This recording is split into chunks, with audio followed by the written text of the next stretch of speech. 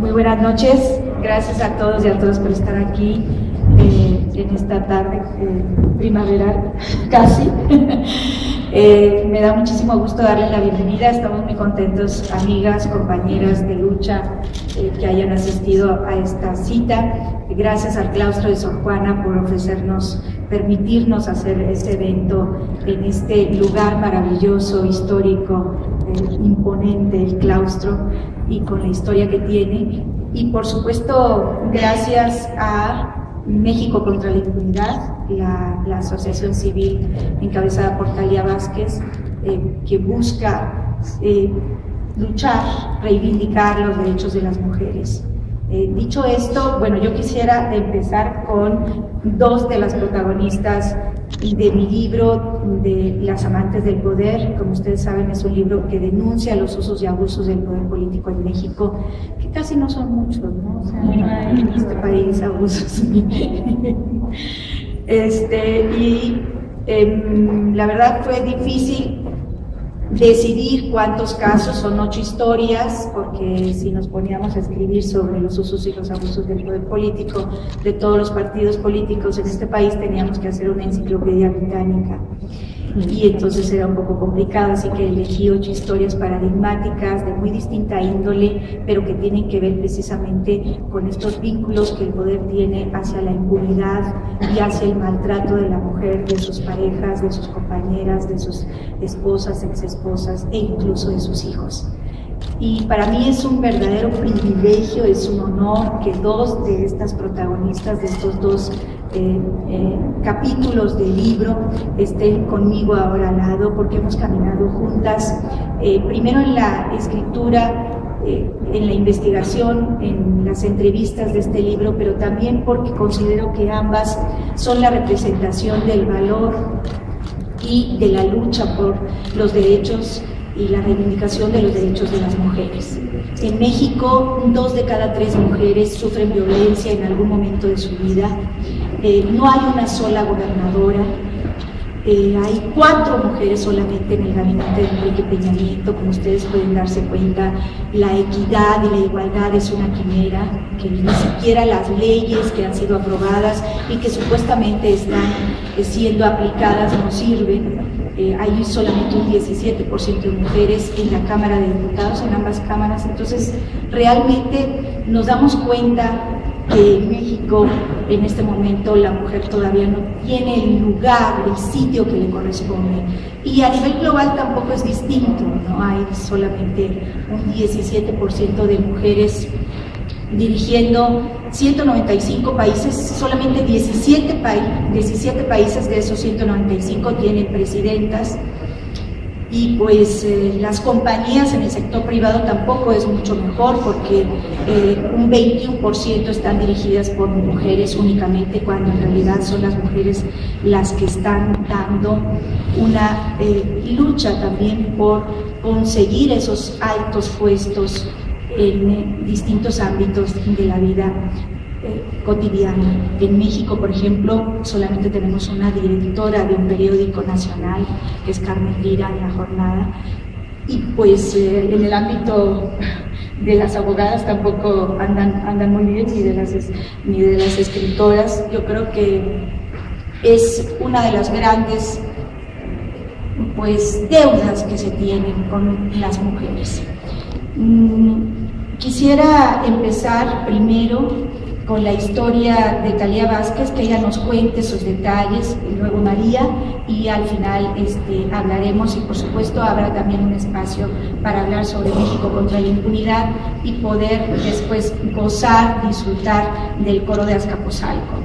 Como ustedes saben, este es un evento de multi artístico, porque además de la narrativa tenemos esta exposición extraordinaria de la pintora Alejandra González. Es una exposición que ha titulado Libertad. Es una exposición maravillosa. Ya subirá Alejandra para contarnos los motivos de la expresión artística que ustedes van a poder admirar en este recinto. Y por supuesto, pues también el de la música, dirigido por la maestra Coro de Azcapotzalco.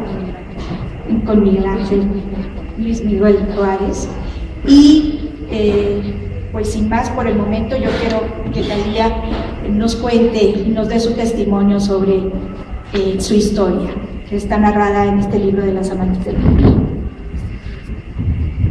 Buenas noches, qué gusto contar con la presencia de todos ustedes. Todos los que están aquí son personas que estimamos mucho y este evento de México contra la impunidad pues lo teníamos que compartir precisamente con las personas a las que estimamos tanto. El libro de Las Amantes del Poder fue una oportunidad que nos planteó San Juana de dar a conocer historias de cómo los hombres del poder usan el poder público para perjudicar a sus parejas. No son los únicos que abusan de sus parejas, pero cuando uno está frente a una pareja que es además poderoso políticamente, lejos de sentirnos mejor, la cosa se pone bastante más complicada. Complicada por la prepotencia de cada uno de estos sujetos y complicada por las redes de complicidad de los que los rodean, donde consideran, porque lo consideran en grupo, que todo les es permitido. Y además que las mujeres siempre estamos exagerando, porque para eso somos las esposas, para eso somos las novias, las amantes o lo que cada quien sea, pero es como la obligación de la mujer soportar todo tipo de excesos. Yo me casé en el año 2009 yo ya tenía 2 hijos, venía de otro matrimonio largo, de un divorcio normal, de los que no salen en los periódicos, de los que llora uno en el baño de su casa y tan, ¿no? De donde tengo 2 hermosos hijos, bendito sea Dios, muy buenos muchachos, bendito sea Dios, y tuve a bien casarme con un tipo que parecía encantador de serpientes, que parecía el más culto del planeta, el más inteligente, el más audaz, el mejor político de México, según yo, según él se planteaba, ¿no? Creo que además es una característica que después fui viendo en el libro de San Juana, que no es el único que tiene ese modus operandi de ser como encantadores que nos dices, no puede haber tanta belleza, ay, tan simpático, tan inteligente, tan culto, tan generoso, tan amable, tan cero celoso, tan bueno, qué suertudas son. Porque hoy me pregunta mucha gente, ¿cómo te fuiste a casar con él? Y digo, discúlpenme la audiencia, pero siempre les digo, pues por pendeja. Pero yo creo que por eso nos casamos todas. Digo, me refiero a todas las que después acabamos en un divorcio. Sí, todos nunca nos casamos pensando que nos estamos casando con un monstruo. Hay monstruos más grandes que otros, pero no. Todas las que después decimos, ¿cómo me casé con este? Bueno, porque lo veía como no era. Pero aquí la cosa que es de llamar la atención, sobre todo que yo ya tuve el otro divorcio, que fue, pues, como digo, un divorcio normal, donde ya nos vamos a divorciar y no me caes bien o lo que sea, y que nos seguimos viendo y tenemos hijos en común y puedes conversar y nunca hay patrullas de por medio, ni escándalos, ni persecuciones, ni muertes, ni cosas raras, ¿no? Bueno, yo me caso con este sujeto que es nazi. Cuando nos casamos no era precisamente rico, pero se hizo muy rápido, rico, muy rápido, porque se asoció, justamente el día que yo me casé, corrieron al director de Juegos y Sorteos de la Secretaría de Gobernación, que era su amigo, se lo llevó al despacho y empezaron a hacer todo tipo de tranzas con los casinos, así en resumidas cuentas, porque de verdad, los que conocen mi historia, los que lo han vivido conmigo, dicen, es que esto tienes que hacer una serie, porque película no alcanza, sería una película como de 50 horas, resumida. Cada episodio, cada día, era una cuestión impresionante, pero realmente es como de serie, por eso invitamos a Verónica Velasco, para que pare oreja y vea qué onda. Aquí está Verónica Velasco, me da mucho gusto que nos acompañe. No, fue en la medida en que recogía dinero y se hacía poderoso políticamente, en esa medida se hacía pervertido sexualmente, porque en la mente enferma de un ser así, entre más dinero tienes, más derecho tienes a todo. Tienes derecho a matar, tienes derecho a violar, tienes derecho a cambiar de mujeres, tienes derecho a los mejores lujos, tienes derecho a los mejores vinos, tienes derecho a todo. Por supuesto, esa es la mente también un poco como de nuevo rico, ¿no? Y se vuelven locos, pero se vuelven locos de manera inusitada. Este cuate, aparte de que tenía derecho a todo, tenía derecho a hacer de su esposa, o sea, yo, lo que fuera. Duramos 1 año y medio casados, Y durante ese año y medio él consideraba que era su derecho, por lo tanto mi obligación, atenderlo sexualmente a él y a sus amigos. Entonces yo le decía que eso era absolutamente imposible. Él tiene una capacidad de argumentación, sobre todo en el tema nazi, de decir por qué eso era propio de la clase, de la raza superior y de la raza aria. Llegaba a un punto, que ahora lo pienso y digo, pero ¿por qué yo decía esas cosas? Llegaba a un punto de tal acoso para que sucedieran estas cosas, que yo como esposa le decía, bueno, mira, es que no tengo inconveniente, vete con tus amigos y renten a quien quieran o a ver qué hacen, yo no me voy a enojar. Eso no lo dice ninguna esposa, pero yo sí lo decía. Yo decía, llégalo, sé feliz. O sea, no, porque tú pareces mi mujer. Entonces yo decía, bueno, es que yo soy purépecha. Dije, yo soy guadalupana. Y sí, pues yo soy michoacana, pero además, pues yo soy católica, a mí me educaron de otro modo. Mis papás tienen 52 años de casados. O sea, eso es lo que yo vi en mi casa, ¿no? Nunca se me había ocurrido hacer una orgía, pero si se me hubiera ocurrido, no se me hubiera ocurrido con mi marido y sus amigos, ¿no? O sea, pues de esas distorsiones que digo, bueno, no puede ser. La violencia por la negativa y subiendo fue una cosa espantosa, y esto derivó en una violación tumultuaria el 19 de marzo del 2011. Ya en este mes de marzo siempre me da por ir haciendo las efemérides, y el día 19 así como que me encierro en mi cuarto y me quedo así, no de acordarme, porque créanme que lo que les llevo dicho hasta acá, lo dije muy rápido, no es lo peor. Lo peor viene después, la persecución y todo el poder político encima de uno.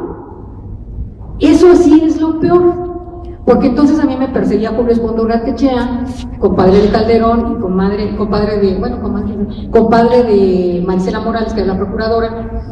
El ahora senador Gil Suárez era el secretario particular del presidente y luego coordinador de la campaña de Josefina, en esas andábamos, y amiguísimo de los casinos de Juan Iván Peña. Entonces fue una persecución feroz. Para no hacerles el cuento largo, tomar la decisión de denunciar. Fíjense lo que les digo a toro pasado, fue la decisión más difícil de mi vida, denunciar, porque yo no quería que supieran ni mis hijos, ni mis papás, ni nadie. Es una cosa que quieres callarte, pero cuando yo no me quedo de otra, porque me iban a matar a Alfredo que está sentado allí, lo tenía escondido en Estados Unidos y me lo encontraron y me dijeron que ya lo iban a matar, decidí denunciar, pero realmente era como un salto al vacío de decir, bueno, vámonos matando, o sea, esto nos vamos a matar, pero tengo que decirlo. Si no hubiera estado Alfredo con esa amenaza terrible de muerte, porque yo había visto a este cuate matar gente, o sea, yo no estaba asustada de a gratis. El señor era nazi, hacía sus ritos y hacía cosas terribles. Bueno, cuando decido denunciar empieza la situación bastante peor, porque enfrentarse a un juicio donde logré meter a 2 de los 3 a la cárcel por 2 años y luego los liberaron en noviembre del 2013. Ahorita estamos apenas en el amparo, o sea, la batalla final, a ver cómo nos va. El juicio fue una experiencia que yo no se le deseo a nadie, porque todo el poder contra mí, falsificaban y falsificaban pruebas y hacían una cosa y otra y compraban peritos y hacían y volvían, y todos los días yo tenía que dedicar 10 o 12 horas solo a ese pleito, sin trabajar en otra cosa y absolutamente exhausta, para tratar de estar desvirtando las pruebas y todo. Fue una cosa espantosa, espantosa.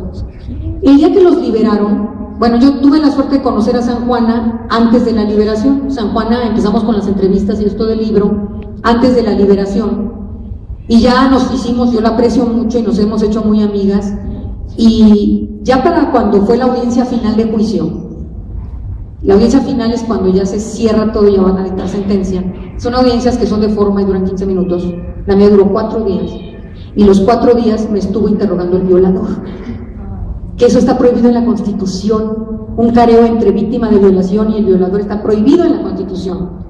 Pues le dieron la forma de ampliación de declaración o de careo y estuve 4 días torturada por el violador frente a un juez.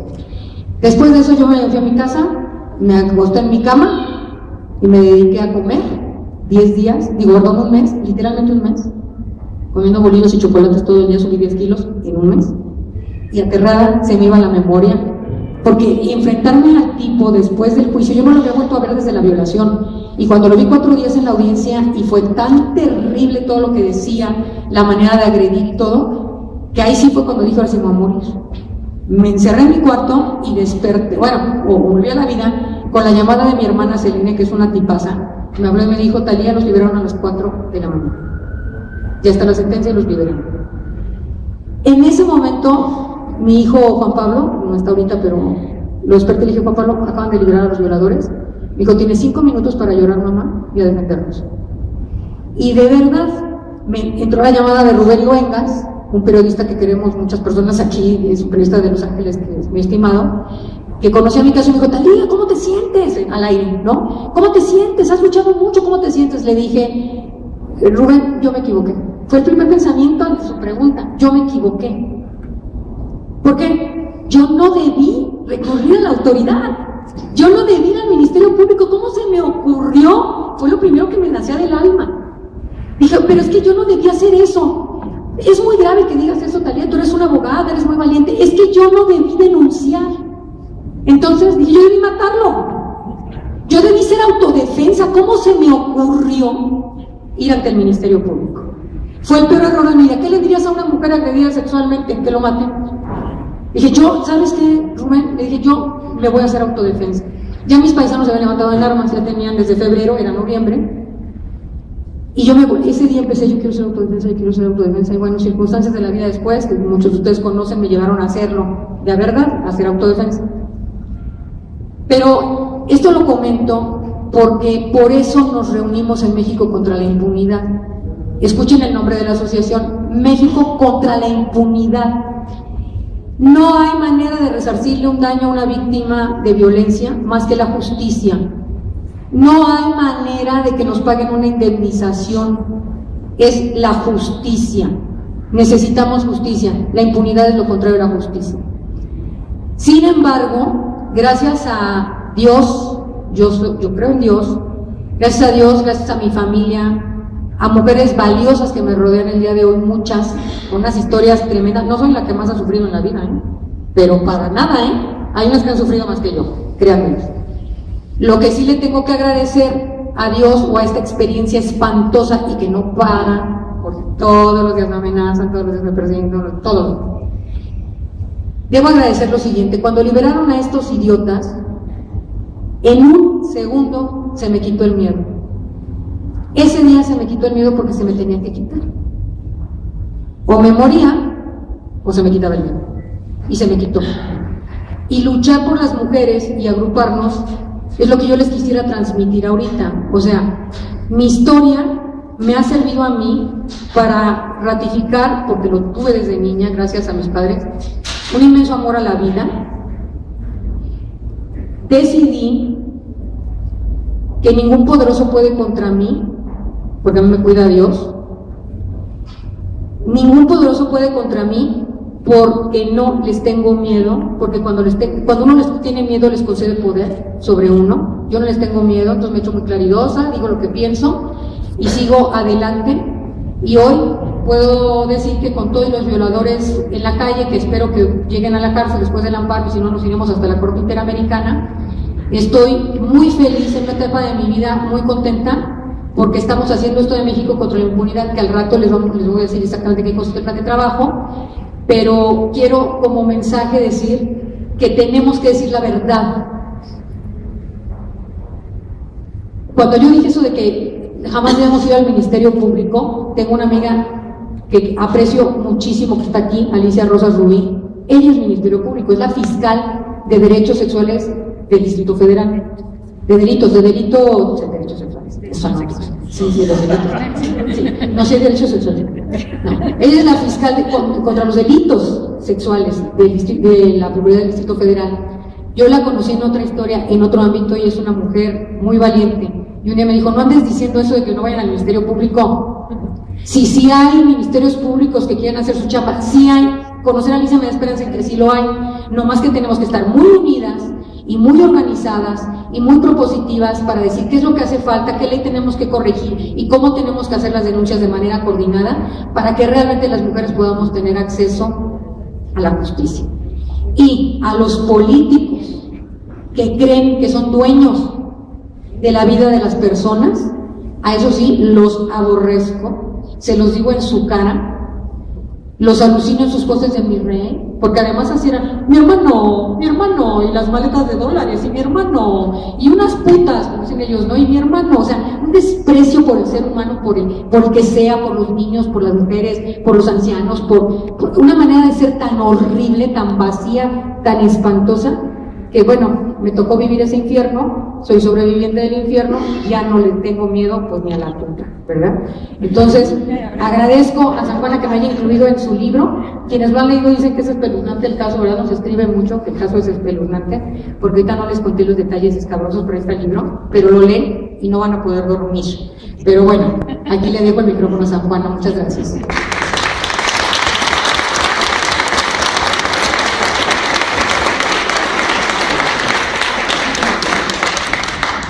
Muchísimas gracias a Thalía. Así como la ven, bueno, ella es una guerrera auténtica, ahora va a luchar desde el Congreso de los Diputados en Michoacán, va a ser diputada suplente de su hermana por casi 6 meses y bueno, esperemos que logre por lo menos la ley de amnistía para las autodefensas, que es por lo que va a luchar, y por supuesto por los derechos de las mujeres. Yo quiero decirles que efectivamente el capítulo dedicado a la historia de Thalía y al panista nazi, morenazi, como les dicen ahora, Juan Iván Peña Neder, es uno de los más fuertes. Yo cuando hice las entrevistas a Thalía, pues evidentemente tenía pesadillas y la verdad fue muy difícil transcribirlas porque pues sí, te pones a llorar y sientes por supuesto la angustia y el dolor, el sufrimiento por el que ella pasó durante todo este tiempo, pero es un caso paradigmático de abuso de poder y del círculo más íntimo, más personal, más cercano a Felipe Calderón y a la mafia de los casinos. Hay que decirlo, este sujeto tenía toda una mafia de sellos falsos de casinos que daba los permisos falsos y que estaba muy cercano, y gracias a eso a Gil Swart, que es en este momento el presidente de la Comisión de Justicia en el Senado, y que gracias a eso pues el violador salió libre después de 2 años de purgar un juicio, porque no hubo ni sentencia, ¿no? Lo exoneraron después.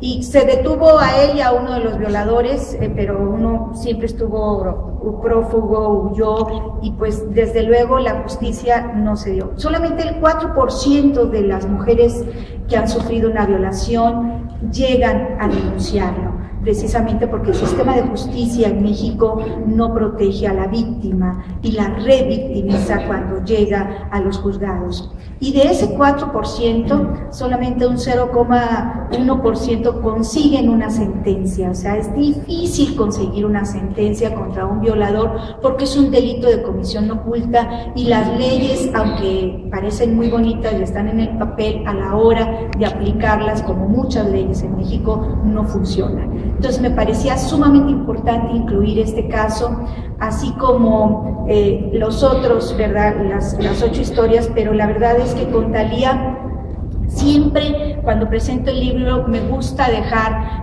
un mensaje de esperanza, y siempre lo encuentro en estas 2 mujeres, en las mujeres protagonistas en algunas de mi libro, pero particularmente en estas 2 mujeres.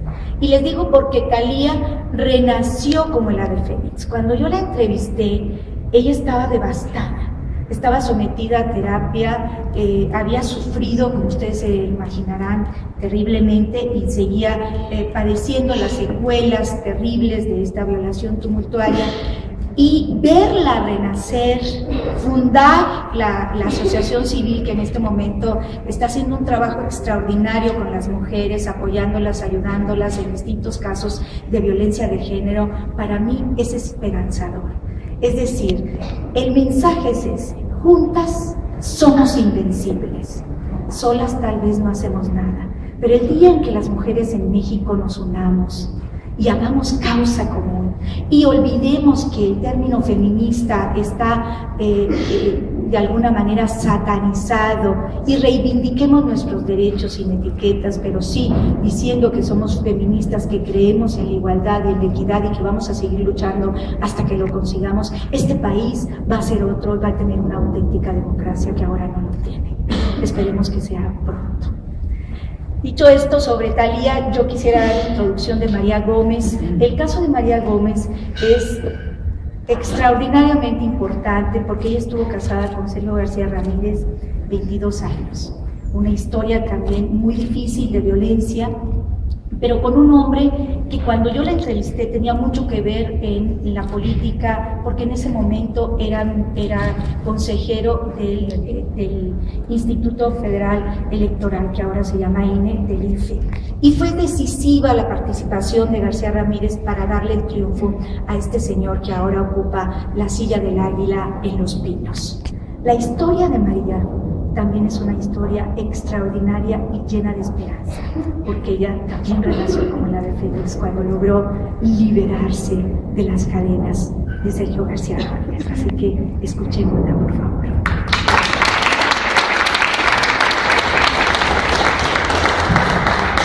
Yo considero que la historia mía es muy diferente a la de Thalía, y eso le va a dar más colorido a este evento.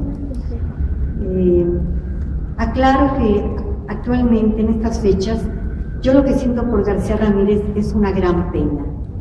Lo veo en la televisión, yo nunca volví a verlo personalmente, nada más que en los juzgados, y me da pena ver a ese hombre que fue tan poderoso, que fue procurador de la República, que fue secretario de Trabajo, que fue procurador del Distrito Federal, que tuvo todos los cargos habidos y por haber, pero casualmente todos sobre la seguridad y la justicia. Él era el hombre justo, el hombre perfecto. Yo conocí a Sergio siendo una jovencita, bailaba en Ballet Nacional con Guillermina Bravo, una compañía de danza sensacional, con la mejor coreógrafa, y una mujer que para mí fue definitiva en mi vida. Mi madre era una luchadora social, era una mujer socialista, que viajó a la Unión Soviética, a Rusia, a través de la universidad, y era maestra de historia. Y luego conocí a Guillermina Bravo, que fue algo así como mi tutora culturalmente. Guillermina fue todo un personaje admirable en México y es considerada actualmente como la mejor coreógrafa de México del siglo XX. Yo estaba ahí y conocí casualmente a García Ramírez porque fue con un amigo suyo del Conservatorio Nacional a la compañía, y él estaba terminando su carrera de abogado y yo trabajaba en Ballet Nacional. Él llegó con un grupo de amigos del Conservatorio Nacional que eran homosexuales, pero para mí en aquel momento eso no contaba, no lo tomaba en cuenta, jamás lo observé, pero me sorprendió su inteligencia. Era un hombre de 22 años, 23, 24, cuando más no recuerdo, pero era un hombre realmente, un muchacho con una cultura, con un conocimiento del arte, de la literatura, de la música, y ese era mi mundo. Y me enamoré perdidamente, así como en una semana. Para mí fue un factor determinante conocerlo. Yo en esas fechas me fui con Ballet Nacional a Estados Unidos y me fui a Cuba, y me pasé esa gira, esas 2 giras, buscándolo vía telefónica para decirle que lo amaba y que para mí era todo, que ya mi vida se definía a su lado. Era una obsesión total por la cultura de Sergio. Regresé a México, lo busqué, se me escondió, lo seguí buscando, hasta que lo encontré un día y le dije, cásate conmigo. Mi familia no lo conocía, mis padres no lo conocían, mi familia era una familia muy conservadora, muy tradicional, y él me dijo, déjame pensarlo. Y así fue como lo conocí. Él me dijo que sí se casaba conmigo, siempre y cuando yo fuera una muchacha, una chamaca, suave y tranquila, y que no lo presionara, porque él tenía muchos planes como escritor. Nos casamos con toda la problemática familiar que yo tuve, me escapé de mi casa, regresé, finalmente me casé y pensé que yo iba a ser el ser más feliz del mundo con García Ramírez. Y no habían pasado sino 15 o 20 días cuando me di cuenta que ya no sabía dónde estaba yo parada. Lo primero que me sucedió fue que me prohibió ver a mi familia. Me dijo que no tenía yo por qué verla, que él era todo, él era tanto, valía tanto, que yo no tenía por qué buscar a mi familia. Y que cuando la buscara, le pidiera permiso. Y así comencé en una vida, un trayecto muy lamentable, muy doloroso, de devaluación. Él entró a trabajar en ese momento porque él estaba terminando la tesis, algo así, y consiguió un trabajo en el reclusorio para varones, trabajo que lo hizo inmensamente feliz, porque era autoridad, porque castigaba, porque manejaba a los presos. Y a mí eso no me gustó que las conversaciones siempre eran sobre presos, sobre reclusorios. Y ese fue el principio quizá de un desorden mental de él. Yo siempre le he dicho que tuvo algún factor que lo enfermó y un daño terrible para mi personalidad, porque me encontré entre dos mundos, entre el mundo del arte, de la música, de la belleza, de la danza, y con las cárceles.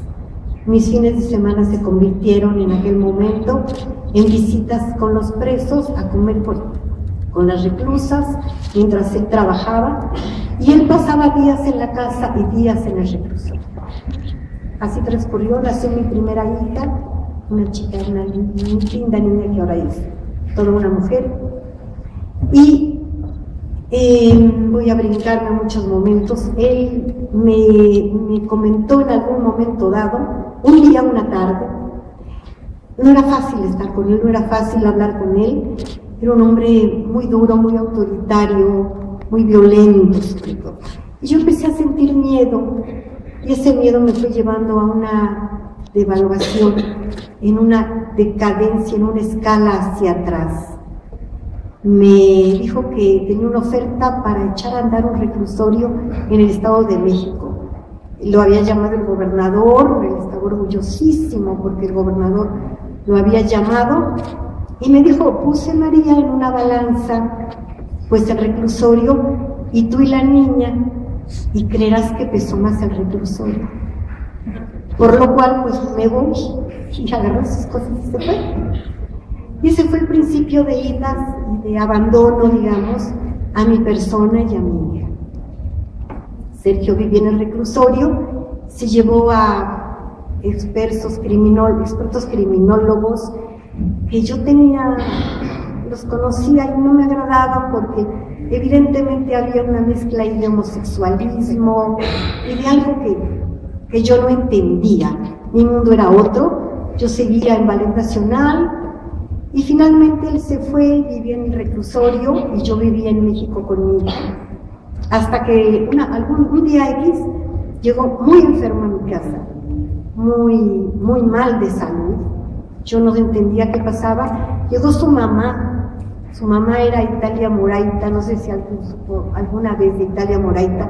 Fue la intérprete de 3 presidentes, la traductora intérprete de 3 presidentes, una mujer soberbia, complicada, que para ella no valía nadie más que Italia Moraita.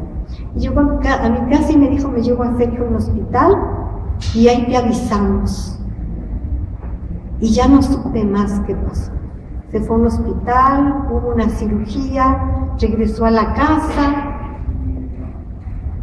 Era una historia espantosa porque se sentía muy bien, no me explicaban cuál era su problema de salud.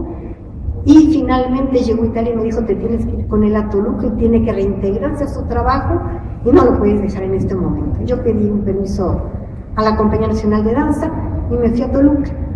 Y llegué a una casa donde había 2 catres que había comprado, que había rentado una casita, y me instalé ahí a vivir en una especie de infierno, porque yo tenía encima toda una historia de presos que hablaban, que llegaban, los mandaba a la casa era un desorden total, y él desaparecía y aparecía.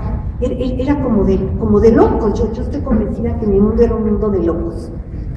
Hasta que de repente un día dije, no, pateaba a mi perro porque él me decía que cómo era posible que yo amara a un perro. Entonces llegaba de la cárcel, del reclusorio, y pateaba a mi perro. Un día en una patiza él se rompió un dedo del pie, y a mí me dio un gusto infinito que se le rompiera el dedo del pie. Pero él, ya su mundo estaba hecho para ser un carcelero. Toda su conducta era de carcelero, y así nos fuimos pasando la vida en una historia como muy turbia, como muy llena de incógnitas para mí. Yo nunca supe quién era su padre, cómo se llamaba su padre, nada. Mi familia se hizo a un lado, sabían lo que pasaba por una hermana que tengo que es muy encantadora, que me espiaba, luego me platicaba sus historias, cómo se disfrazaba para ir a buscarme, para espiarme y para saber qué pasaba conmigo, porque él me prohibía hasta llamar por teléfono a mi casa. Entonces yo fui entrando en un sistema como carcelario y con una absoluta y total devaluación como ser humano. Se fue pasando el tiempo, se fueron pasando los años, nació mi segunda hija Isabel, y Sergio fue creciendo en el poder, pero con un reconocimiento prácticamente nacional. Cuando yo decía, soy la esposa de Sergio García Ramírez, ¡qué maravilla! ¡Qué hombre! ¡Qué jurista! El mejor jurista, el hombre más ético, más admirable. Entonces yo tenía una gran confusión, porque realmente la imagen de Sergio fue y sigue siendo en muchos ámbitos hasta ahora la de un hombre admirable. En el Instituto de Investigaciones Jurídicas donde él trabaja, bueno, pues es el hombre más respetado, más estimado, más querido, da conferencias por todo el mundo, es un hombre sumamente rico, sumamente avaro. Y yo trabajaba, busqué trabajos aquí, allá y más para allá, y empecé a mantenerme, porque él me decía que si yo no producía bastante dinero, pues que lo lamentaba, pero él no estaba dispuesto a mantenerme a mí y a sus hijos. Entonces, bueno, yo de verdad les digo, mi devaluación llegó a un grado de enfermedad. Empecé a ir con psicólogos, con psiquiatras, a que me ayudaran a entender qué pasaba. Y casualmente yo debo de haber visto por lo menos 8 o 10 psicólogos, no sé, un montón. Pero todos me decían, María, estás casada con un enfermo mental, un hombre que sus partes emocionales no funcionan. Y eso sucede. Yo no lo podía entender, que no le interesaran sus hijos, que no se preocupara por su escuela, que no platicara con ellos. Yo no lo entendía. Yo de verdad les digo, perdí piso muchos años y desperdicié mucho tiempo de mi vida.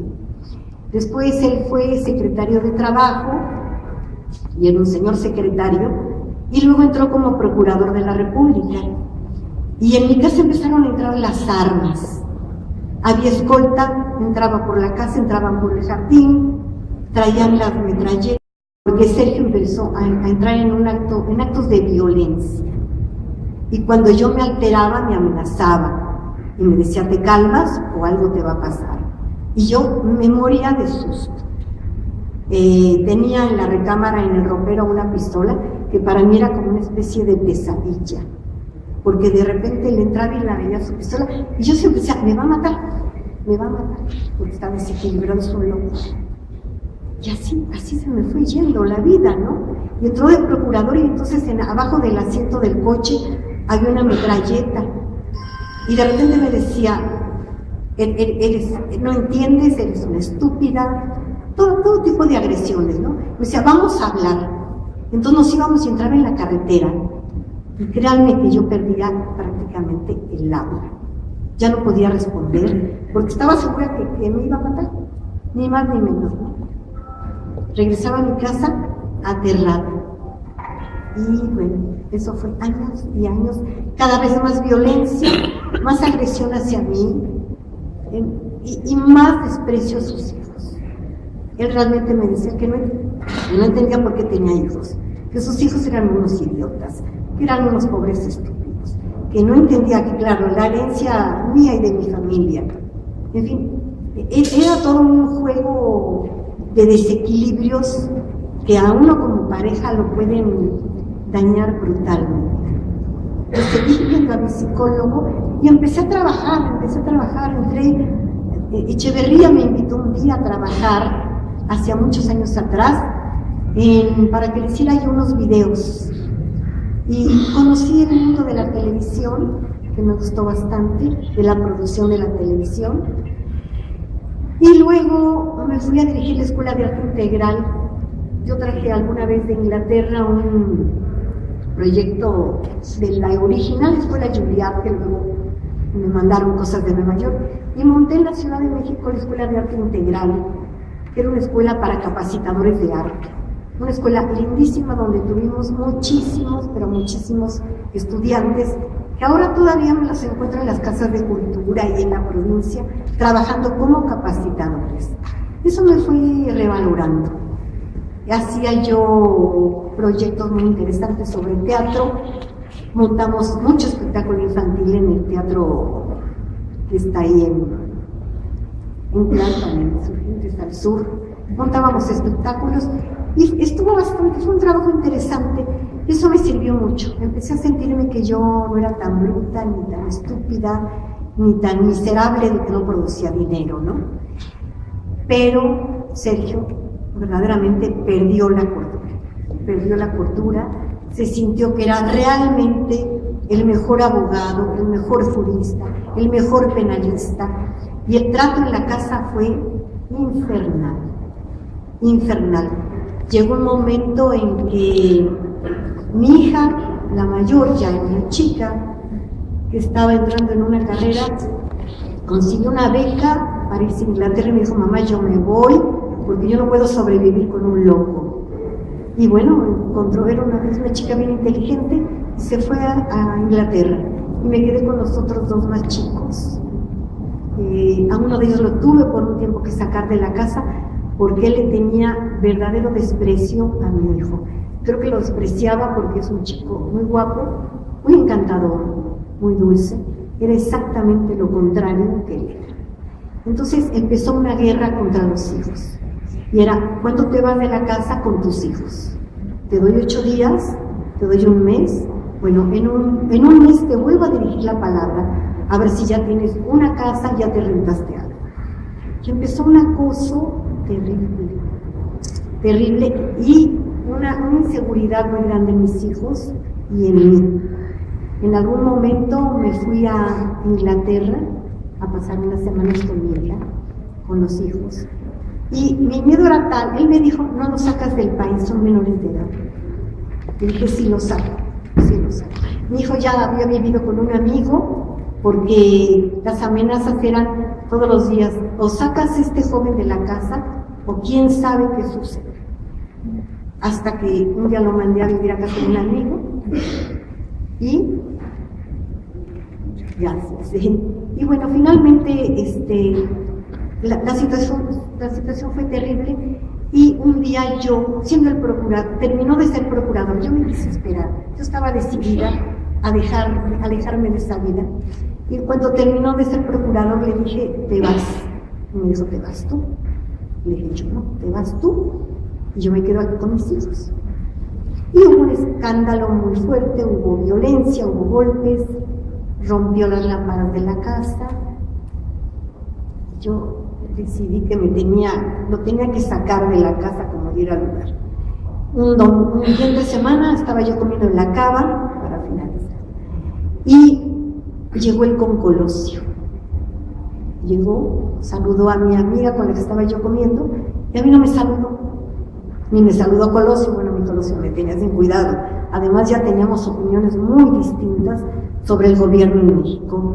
Yo era totalmente antipriista, bueno, sigo siendo antipriista, y ante todo lo que sucede en este país yo me indigno todos los días, pero ahora tengo la libertad de decirlo y actuar y participar, ¿no? Y dije: no puede ser esto. Me regresé a mi casa y le hablé por teléfono y le dije: nunca vas a entrar a mi casa. Me dijo: ahorita hoy, y prepárate. Yo entré en pánico, pero casualmente, para mi fortuna, mi casa es una casa vieja de San Jerónimo que tenía las puertas trancas. Entonces cerré la casa, toda la cerré con llave, puse las trancas y por supuesto que yo. Y se armó un escándalo en toda la vecindad que no les quiero platicar, ¿no? Porque hubo gritos, golpeó la puerta con el coche, bla, bla, bla, pero no logró entrar. No logró entrar, se fue, me metí una demanda, yo me busqué una abogada, nadie me quería defender, me tardé 3 años en encontrar una abogada que quisiera pelear con García Ramírez porque yo pedí un divorcio necesario. Yo no estaba dispuesta a un divorcio de común acuerdo porque no me parecía justo. 3 años tardé en encontrar una abogada que me defendiera y emprendí un pleito. Me mandaron recados a través de Victoria Dato, que la deben conocer. Me mandó un recado Miguel de la Madrid que manejara con mucho cuidado el divorcio, que porque García Ramírez era un tipo muy valioso y que bueno, por mi conveniencia. Me mandó otro recado una magistrada, que no recuerdo ahorita su nombre, y finalmente el presidente del Tribunal Superior me dijo: María, cálmate, accede a lo que Sergio te pida, porque Sergio es un hombre muy valioso, es un personaje nacional, no vas a ganar nada. Entendí que no iba a ganar nada, cambié el divorcio por un divorcio de común acuerdo y nunca lo he vuelto a ver, ni mis hijos lo han vuelto a ver. Desde el último día que él estuvo en la casa, no sabemos de él, lo sabemos por la televisión, pero nunca volvió a ver a sus hijos, se negó a dar una pensión, se negó a tener alguna atención con su familia. Sergio no existe para nosotros y francamente les digo, es una gran tranquilidad. El hecho de que no sepamos de él, que no lo veamos. Mi hijo me dice: oye, si me encuentro con él, ¿tú crees que me conozca? Pues yo creo que no, pues ya eres un muchacho, eres un hombre, ¿no? Mis nietos me dicen: oye, ¿y el abuelo ese cómo era? Ese loco, un loco, pero olvídense, no existe, ¿no? Y nos hemos rehecho todos. Mis hijas hicieron carreras, tienen sus hijos, se casaron, se divorciaron de ellas. Mi hijo vive en Washington, trabaja, cosa que no me gusta nada, en la Embajada de México en Washington. Pero lo hace como entretenimiento porque él es un economista que conoció en Inglaterra a su novia, su mujer, es la embajadora de Argentina en Washington. Entonces trabaja con el embajador, no sé qué haga, ojalá que pronto pegue eso, pero es lo de menos, ¿no?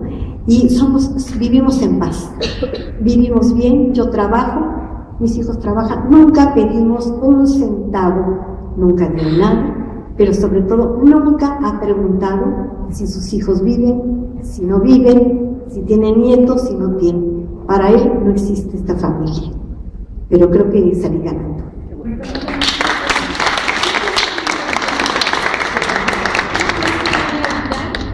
Es consejero, García Ramírez ya salió, pero trabaja en el Instituto de Investigaciones Jurídicas de la Universidad. Pues queridas Cali y Mari, muchas gracias por brindarnos su testimonio. Ustedes son las mujeres dignas de admiración y de respeto.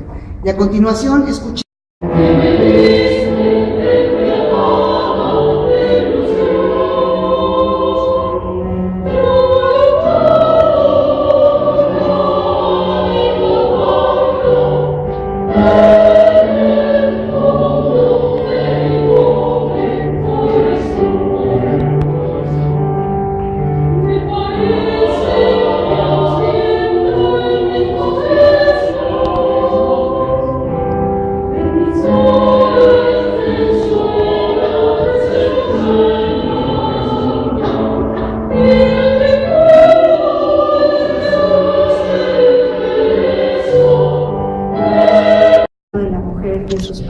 de sus compañeras, de sus esposas, exesposas e incluso de sus hijos. Y para mí es un verdadero privilegio, es un honor que 2 de estas protagonistas de estos 2 capítulos del libro estén conmigo ahora al lado, porque hemos caminado juntas, primero en la escritura, en la investigación, en las entrevistas de este libro, pero también porque considero que ambas son la representación del valor y de la lucha por los derechos y la reivindicación de los derechos de las mujeres. En México, 2 de cada 3 mujeres sufren violencia en algún momento de su vida. No hay una sola gobernadora. Hay 4 mujeres solamente en el gabinete de Enrique Peña Nieto. Como ustedes pueden darse cuenta, la equidad y la igualdad es una quimera, que ni siquiera las leyes que han sido aprobadas y que supuestamente están siendo aplicadas no sirven. Hay solamente un 17% de mujeres en la Cámara de Diputados, en ambas cámaras. Entonces, realmente nos damos cuenta que en México, en este momento, la mujer todavía no tiene el lugar, el sitio que le corresponde.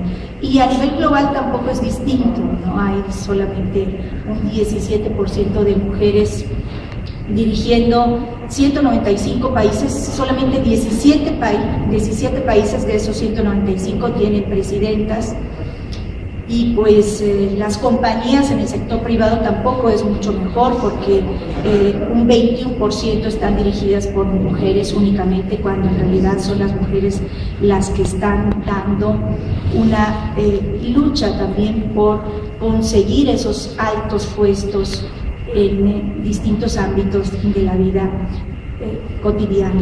En México, por ejemplo, solamente tenemos una directora de un periódico nacional, que es Carmen Lira, en La Jornada, y pues en el ámbito de las abogadas tampoco andan muy bien, ni de las escritoras. Yo creo que es una de las grandes pues deudas que se tienen con las mujeres. Quisiera empezar primero con la historia de Talía Vázquez, que ella nos cuente sus detalles, y luego María, y al final hablaremos, y por supuesto habrá también un espacio para hablar sobre México contra la impunidad y poder después gozar, disfrutar del coro de Azcapotzalco. Como ustedes saben, este es un evento de multi artístico, porque además de la narrativa tenemos esta exposición extraordinaria de la pintora Alejandra González. Es una exposición que ha titulado Libertad. Es una exposición maravillosa. Ya subirá Alejandra para contarnos los motivos de la expresión artística que ustedes van a poder admirar en este recinto. Y por supuesto, pues también el de la música, dirigido por la maestra Coro de Azcapotzalco, con Miguel Ángel, Luis Miguel Juárez. Y pues sin más por el momento, yo quiero que Talía nos cuente y nos dé su testimonio sobre su historia, que está narrada en este libro de Las Amantes del Poder. Buenas noches.